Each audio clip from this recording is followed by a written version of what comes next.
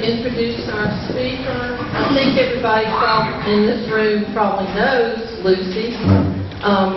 She's a sixth generation of the Rush and Waters family. And she's married to Tony Burns. And they have 3 children, Rush, Will, and Marion. Her background is in education. And she's currently a librarian at the Montessori School. She's been a member of the Rush Chapel Methodist Church all your life. And lately she's been really digging into papers, records, ledgers, pictures, and all kinds of memorabilia to present to us tonight. I know that you'll enjoy learning about Rush Chapel Methodist Church, the oldest in our community, so let's welcome Lucy. Thank you.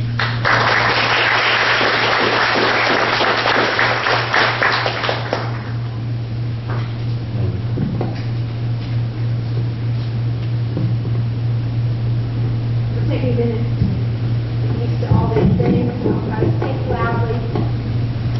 Well, thank you for having me tonight, and I first want to say that I'm by no means an expert, so this is all over. Y'all can tell me everything I said that's not correct. But I have had the privilege to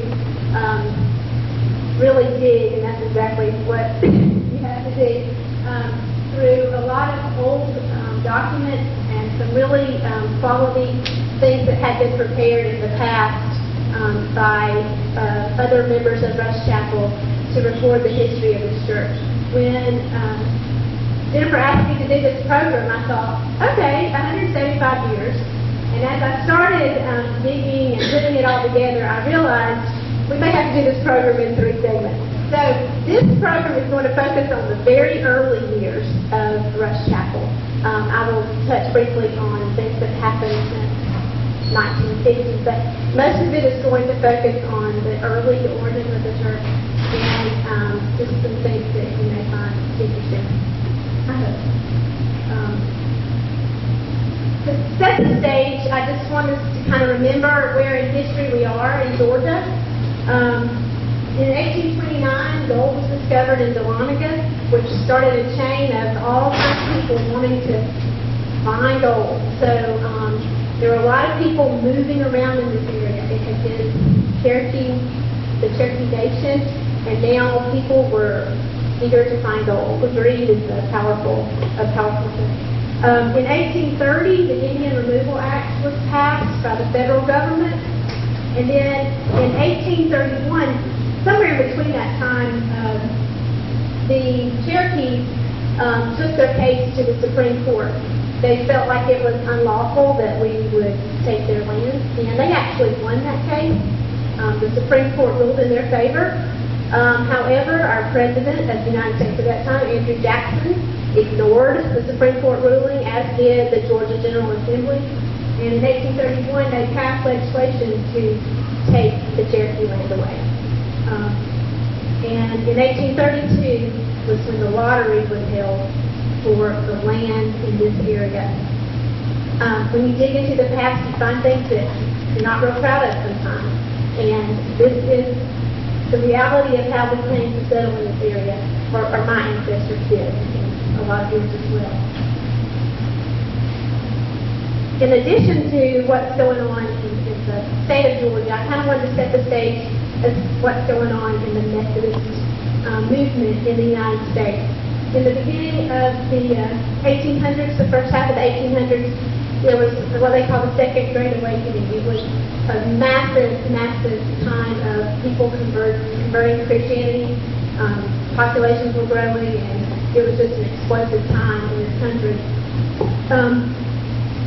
The way the Methodist system was set up at that time, they had circuit riding preachers who would just travel around, and then they would have lay people who were kind of shepherds of a certain congregation.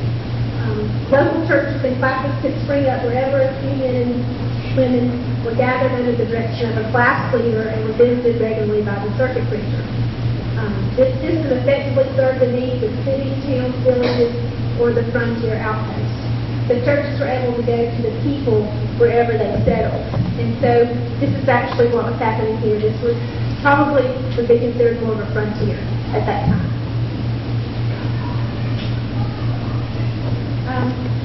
So now that we've kind of got our mind where we are in history, I hope a lot of you are familiar with this hymn, The Church in the Wildwood.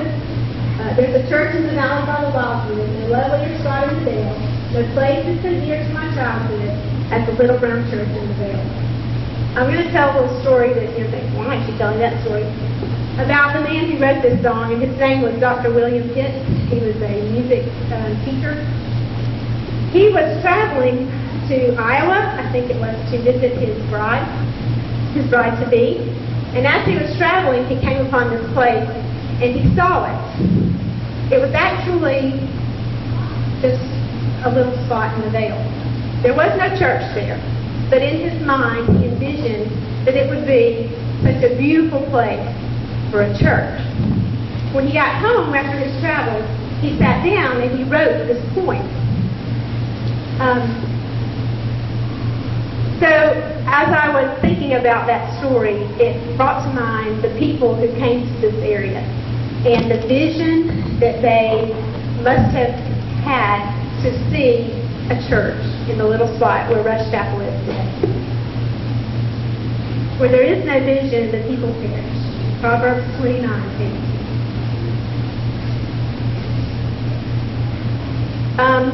To me, a church is about people. A church is not really about a building, and especially when you were talking about 1838, the first thing I want to know are who are these people, and what are they doing here, and what are they, what's going on. So this is according to oral history, I guess you could say. What I'm going to share with you has been written down by other people in the past.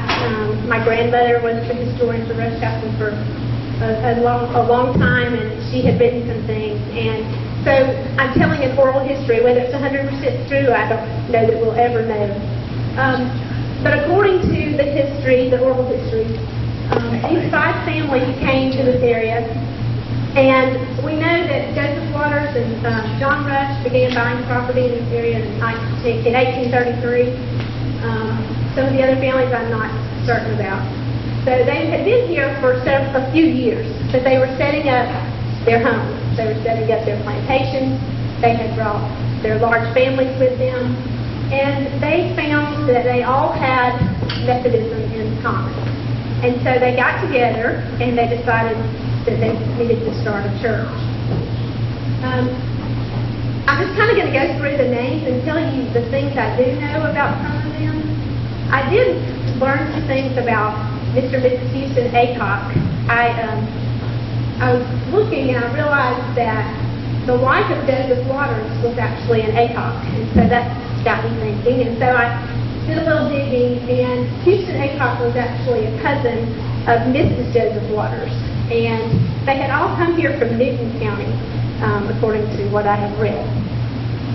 The Aycock family, there were additional Aycocks in this area, and actually the area that is Gaines Road used to be called Aycock Road, according to some of their families. And Houston Aycock is said was the sheriff in Floyd County, elected sheriff in 1840 and in 1844.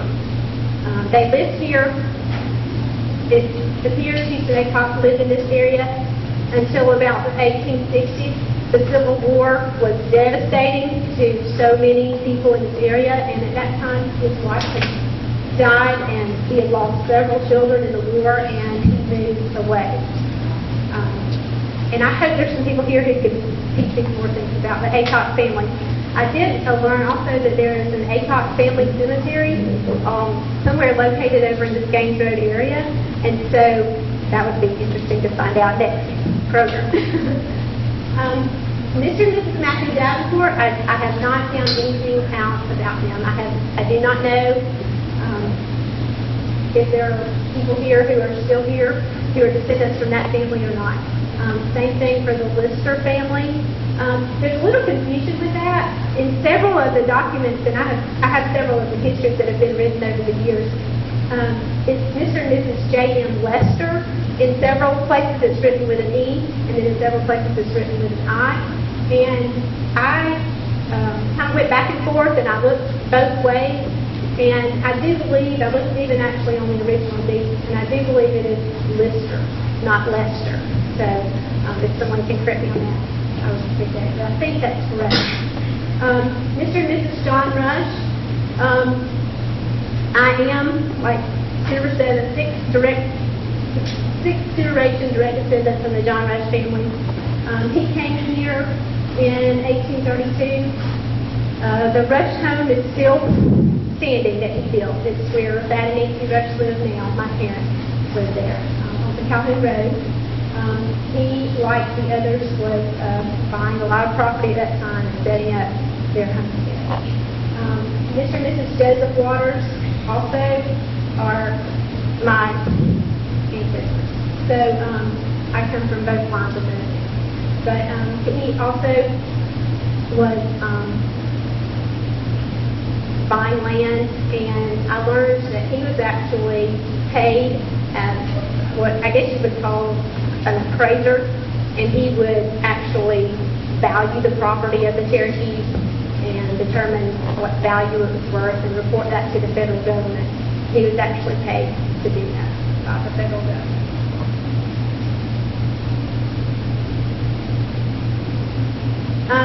Once we learn a little bit about the people, you start wanting to know more. And I went with Elaine Robbins, and we went to the safety deposit box. We actually were able to find the original deed, which was pretty amazing. It was pretty scary. But one of the questions I had was, why is it named Rush Chapel? I don't know if any of you have ever wondered that. And you just assume maybe it had to do with the Rush family. I still don't know that I have an exact answer for that, but we do know the first record of the property being deeded to the church was in 1840 by, it's written different ways in different places, but I think it's an Isaiah Fitton, and he deeded about 1 1/4 acres to the trustees of the Methodist Episcopal Church and the Academy, and I'm going to get to that in a minute. And in the deed, he lists the names of all of the trustees. And if you're interested in that, it's a lot more names than just the 5 founding families. You're welcome to look at the list. I have some documents up here that have all the names. The other deed that we have record of was actually deeded over in 1849 by John Rush, and it was 4 acres more or less, deeded to the trustees of the Methodist Episcopal Church and the Academy. And the Academy actually had separate trustees than the church. And then the other deed that we have record of is in 1911 from W.H. Martin for 1 acre more or less. And so this equals about a little over 6 acres that is the church property now.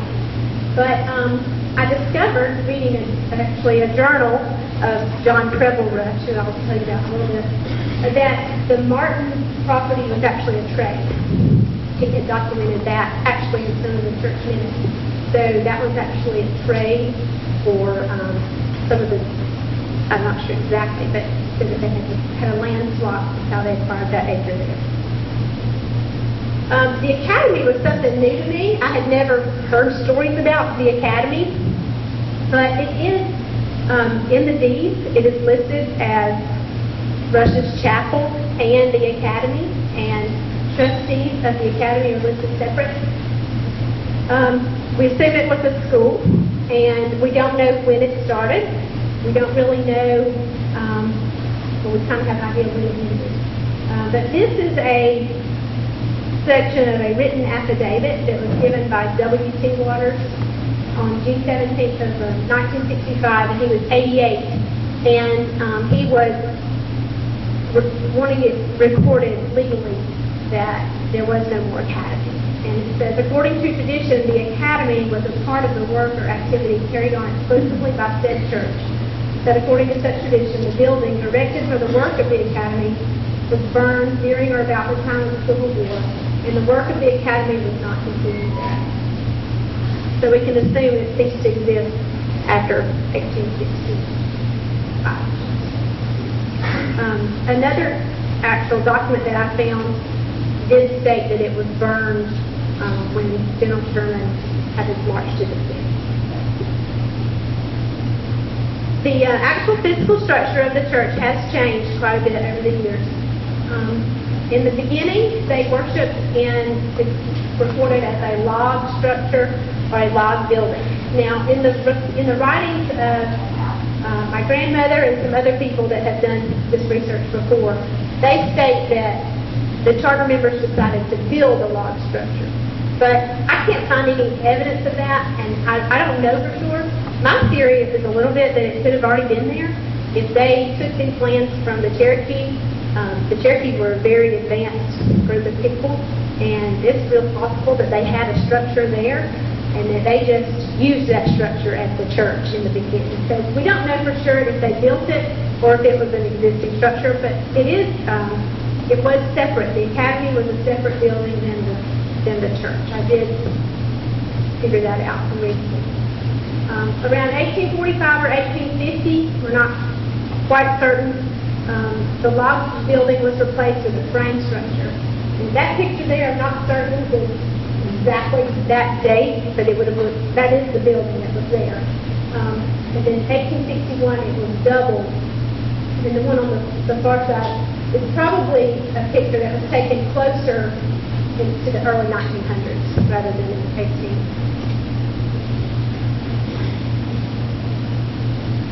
The chapel that you know as Rush Chapel today, when you ride by, was actually built in 1910 and 1911. According to the history, the church needed some repairs done, and the pastor felt strongly that they needed to expand and create a more suitable place of worship, and so they decided to do that. This was amazing to me. Any of you who've been involved in churches for a very long time, it said that the work began in less than a month. And if you've ever been part of a church that tries to get something done, it's pretty amazing to me that they decided to build a brand new church and then started on it in less than a month. But it was actually completed in early 1911. So, and the cost was approximately $2,000. That picture there, you can see, it's just the chapel, if you know what Rush Chapel looks like now. And that was all that it was in 1911. It did not include the Sunday school area, and I'll show you about that in a minute. It was not until 1952 that the classroom extension was added and the upper room was added. And then in 1968, the church added a parsonage on the property. It's still there, and Reverend Valerie is living there now. And then in 1996, the church annex was built. In 2003, we installed a new playground, and in 2012, we have just completed a restoration of the sanctuary, and a big thanks to Elaine. She led that, and it is absolutely beautiful. All the pews were taken out, refinished, the floors, it's really, it looks really beautiful. Come check it out. During this time, the Methodist Church is also changing. As you know, the United States is changing and going through lots of growth, lots of struggles. In 1845, due to issues over slavery primarily, the Methodist Episcopal Church split, and what is known as the Methodist Episcopal Church South comes into existence, and Rush Chapel was part of the Methodist Episcopal Church South. Over the years, the Methodist Church changes as well. In 1939, several other denominations kind of joined. You don't want to know all that, sure, but anyway, it became known as the Methodist Church, and then it wasn't until 1968 that they adopted the name of the United Methodist Church, which is what Rush Chapel is today, as part of the United Methodist Church. This is an interesting part of history that I did not know about either. This was all new to me, and it may not be new to some of you, but I found it very interesting. The historical account states that in the beginning, the blacks and the whites worshiped together at Rush Chapel. And the stories that are recorded say that in the chapel, the women sat on one side and the men sat on the other side, and then there was an area in the back for the black worshipers. We don't know how long that continued, but at some point in history, and I'm assuming it was probably around 1850, 45, somewhere in there, once it became the Methodist Episcopal Church South, when these issues started heating up, the black congregation split to form their own church, but they also called it Rush Chapel. It was a part of the colored Methodist Episcopal Church, and the actual location of that church is at the intersection of Calhoun Road and Pitson Road. You know, there's a kind of a V right there, a point right there. And I did talk to a couple people who remember the structure being there. Emily Payne, I think a lot of you know her, she remembers the building there, but she doesn't ever remember it having been a church. I think it became a store later, and then it eventually burned. But I do have a deed where it was purchased from the Rush Chapel Colored Trustees in 1932. So it was bought back actually by my grandmother, because they owned property that adjoined, and they bought that little section of property. And so I found that very interesting. I didn't know anything about that, and I've been around this church for a pretty while, but I don't know. I just thought that was interesting. This is a quote that comes from a journal that was written by John Capel Rush. And before I go there, I want to say a couple of things about the Rush family, just because I know about them. That's really the only reason. John Rush, the original founder of one of the original founders of the church, had I think it was 7 children, 2 boys. One was named Charles Wesley Rush, and then his son, one of his sons, is John Capel Rush. So this is 2 generations later now that we're talking about when I share some of his journal entries. He was a teenager in like 1884, 1885, 1886, that kind of time. Before I share some of his things, I want to tell you about a Reverend Hickey that was also part of the Rush Chapel history. He married John Rush, the founding father of John Rush, his daughter Julia Ann, and the Elaine Robbins family is actually a direct descendant from them. So that's how they're part of the Rush Chapel history. But he was a circuit riding preacher, and we do know that he was a Methodist circuit rider. But he was not assigned to this area. He was assigned to somewhere in Tennessee. And after he married Julia Ann Rush, they settled here, and he stopped the circuit riding. He did not continue to do that, but he served here to the congregation of Rush Chapel particularly, and to actually this whole community as the pastor. Basically, he did all the weddings, funerals, all these kind of things. The circuit rider pastors came through not very often, and so you had to have someone here all the time when you needed somebody for a funeral or anything like that. So he stepped in and did a lot of those things. We know this because John Capel Rush was an avid writer, and he journaled. He journaled every day. We have 3 of his journals, starting in 1884 through part of 1887, where he wrote down things that happened in this community every day. He wrote what the weather was. He talked about his neighbors, talked about what he did. It's absolutely fascinating to read, and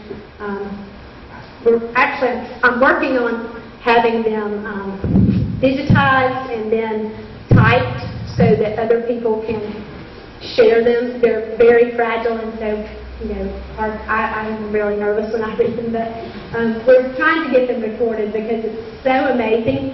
I read things that people wrote, and then I can read in his journal, and it just automatically you make the connection, and it verifies what you thought you heard.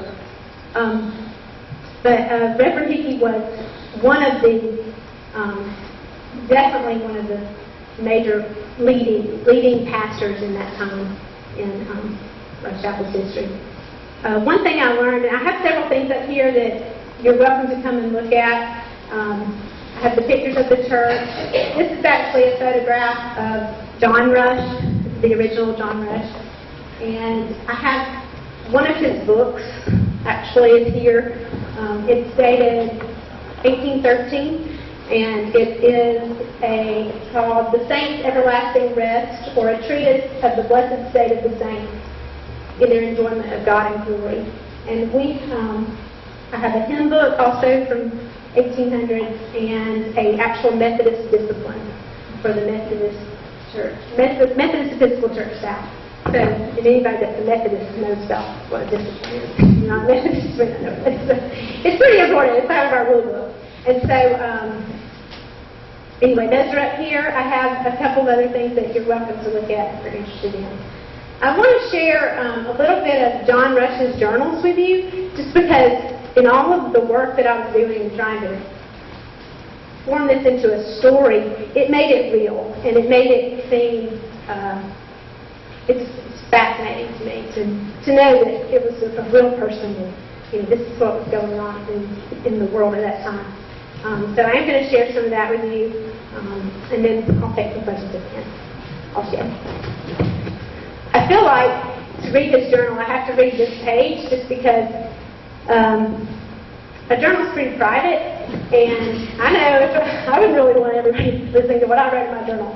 So this is something that he wrote in his journal. It's dated February 23rd, 1887. This diary is not kept for public inspection, but for my own pleasure and for future reference. I might also add that I desire through it to improve my style of composition, and if nature is not against it, my handwriting. As I do not expect to destroy it, it will remain in existence until someone else does. If I should live to be an old man, it will interest me to read the events and thoughts of my boyhood days. If I should die before the time when the memory must needs have the assistance of history to bring before it the successive events of former occurrence, then of course this narrative of my early life will fall into the hands of someone else. If it be with me after the manner I last speak of, the person to whom it may fall is besought to judge not too harshly of the character its pages show forth. The errors of punctuation, orthography, grammar, etc. show the deficient and neglected education, while the many inconsistencies in creed and act set forth in nature's own colors the many moods of a young and imperfect life. And yet, as much as it may surprise the reader, perhaps my motto is, and has been for several years, malice toward none and charity for all, or as the golden rule reads, whatever ye would, and so forth. So, show him some mercy as you hear him. This is a recording from December 19th, 1886, and it just shows a little bit about what the church would do. So, December 19th, 1886, Sunday, clear and cool. All of us went to church. Very pleasant session of the Sunday school. About 30 present. 'Twas decided to have our Christmas tree Wednesday 29th. Committees were appointed to put up the tree, to give a small amount for purchasing proper gifts for the children, the poor of the church, and to go to town and buy such things as needed. So we know that they have a Christmas tree, and they would invite children of the community to come, and they would give them gifts.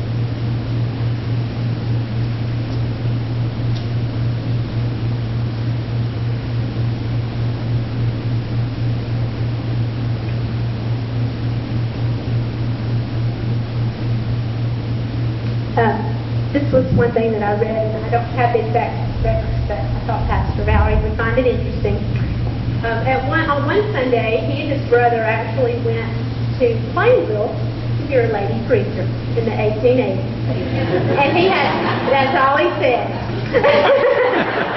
Yeah, no comment other than that.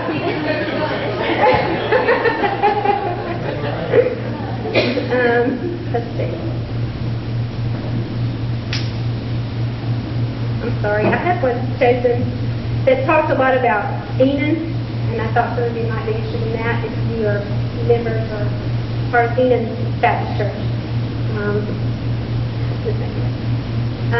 This kind of shows a little bit about what might have gone on a Sunday morning and just how hard it was to get to church. October 10th, Sunday, clear and pleasant. All went to Sunday school.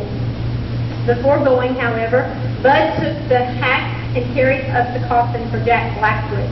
When he came with it last night, Mr. McIntyre took his horse and rode on home, leaving the coffin here to be carried up this morning.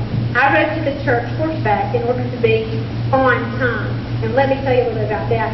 He is about 19,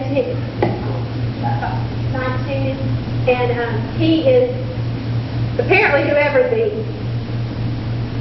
circuit pastor was kind of on his case, and you can tell it's kind of annoying to him because he's not always on time for church. So he says, this time I'm on time. When the hour 9:30 arrived, I commenced singing the first song, though only a very few ladies were in the house. A number of men were in the graveyard, some helping dig the grave, and very soon some of these were drawn in. Presently, Father, Mother, and the others came. Persons kept coming in all through our exercises, and toward the last, quite a number were in the house. Dr. Watson was absent, and I heard the recitation of his class. None of the members were well prepared, and almost every one of them held their quarterly often before them during the recitation. One or two had the Wesleyan and read the answers to the questions from the paper verbatim. You can tell he was discussing that. Our singing was of a very varied sort and was by no means extra. Several visiting friends, Enonites, and the confident extension of our time usually allotted to this part of service. Bud went to dinner with the O'Hamptons p.m. Father George and I went to the burial. Uncle Hickey officiated. A large number of people, Methodist and Baptist. So that's just a Sunday there.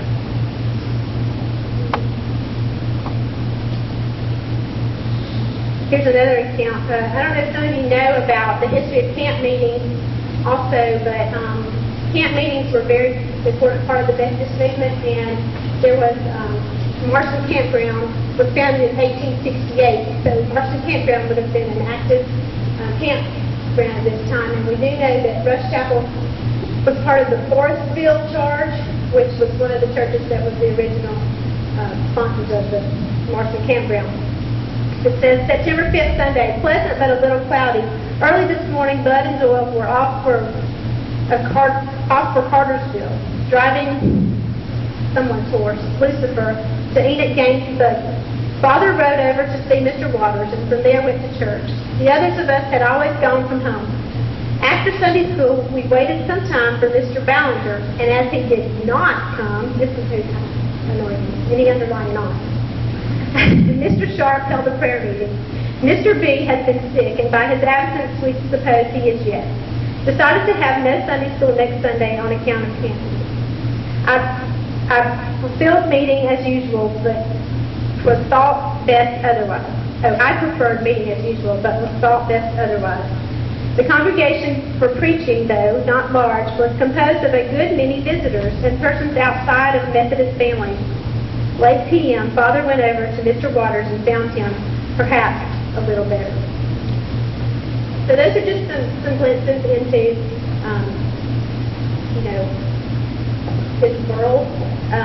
We do know, even though he was a teenager here, that John Capel Rush continued throughout his life to be a faithful member of Rush Chapel. He actually died in 1952, and there's actually a copy of his obituary up here if you're interested in reading that. But he was a writer. He went on to start a newspaper. He had his own newspaper, and so we had this treasure here to learn about. This is what I'm going to close with, and this is the passage from the quote is there.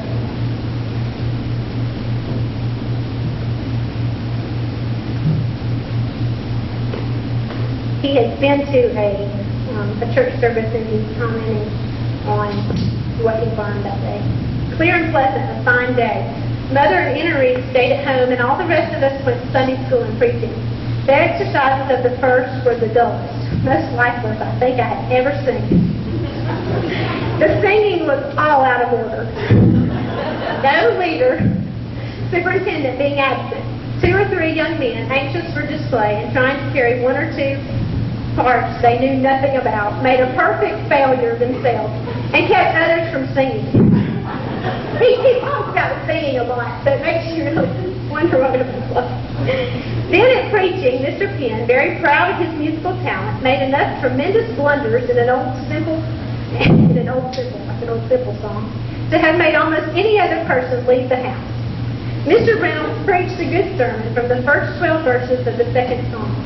One thing he said impressed me deeply. It was this: what good can be done in this meeting we are commencing if there is and I'm not sure of this word because it's the handwriting, but it's implying if there's like something in the way in the camp. God will withhold victory as long as sin is in our midst. Let us first make ourselves clean and then pray believingly and goodwill.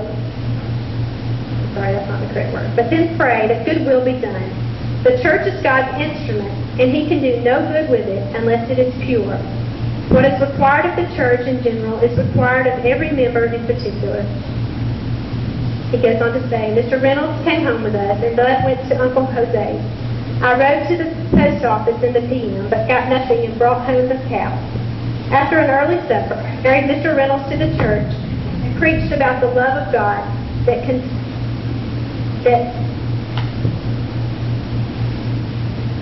I'm not sure that can actually keep us going, is what he's trying to say. The congregation was not as good as this morning, but the behavior expecting that of a few babies was perfect. At the close of the sermon, a number of propositions being laid down by Mr. Reynolds and our superintendent, most all the people kneeled under some of them. The meeting closed early, and Bud and I were at home before 2.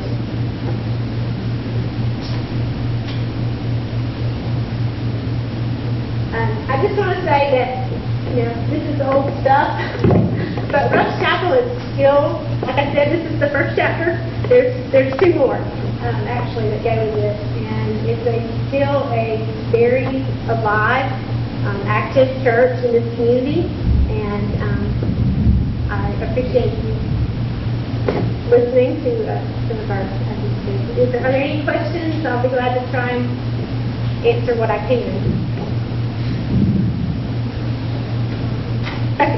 Okay, just a second. Here's Brad's question.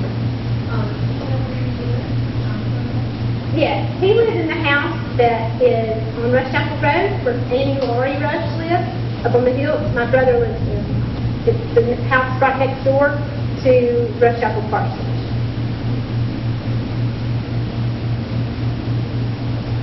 Now, when he was a child, he did not live there. He built that house as an adult, but right now he lived actually in a home off the Hermitage Road. It's Mrs. Brown's home. Is that right, Dad? Yes, that's where he lives. That's his age, that's where he lives. You know what I'm talking about? What was your question?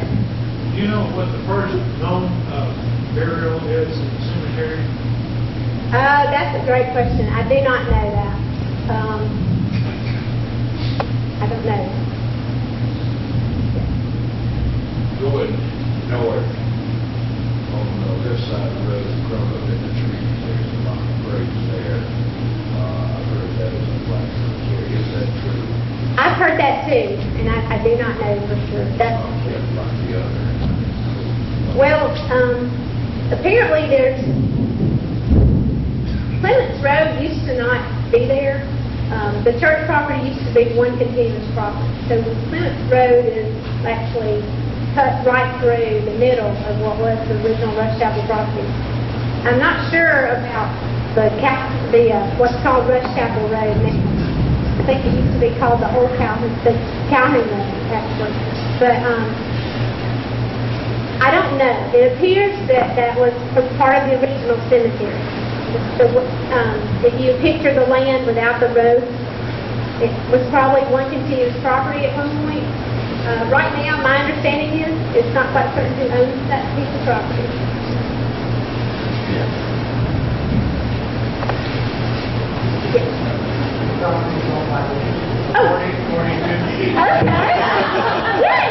According to the deed, but it was originally the way we received it.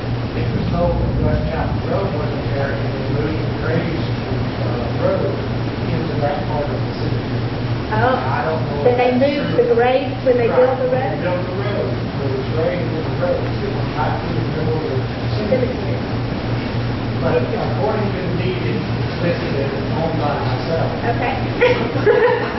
Well, I don't know. Well, we had another one before. Come into the cemetery to look at, Right. and mostly black people, because they say they're relatives way back. Nobody said any graves there, or this is such a grave. But one woman came and said that she was in her 80s, and 5 or 6 years ago, and she said that she remembers meeting her aunt up in this area. Her aunt was very sick.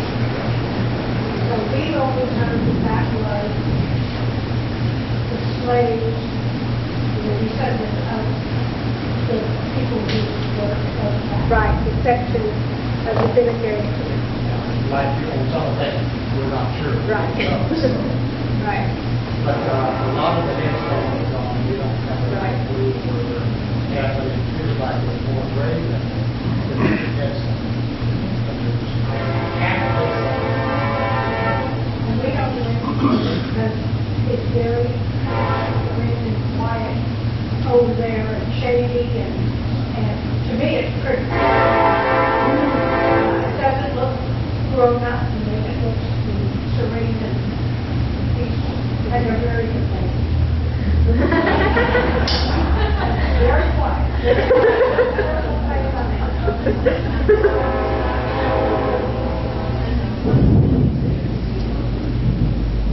Yes, one of John Rush's daughters married a Seaver. That's, I don't know, I didn't know that. Okay. First.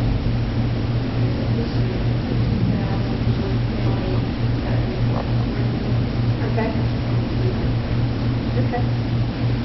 Yes, one of the interesting things is, and I think that there's probably a lot more people who are descendants of a lot of these founding families that may not even realize it, because John Rush only had 2 sons, and the rest of his children were daughters.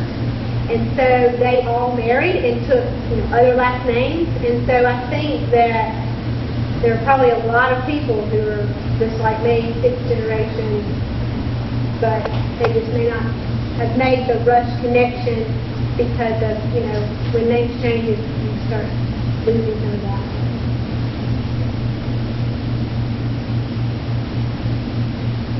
Any more questions? Thank you for having me. I hope.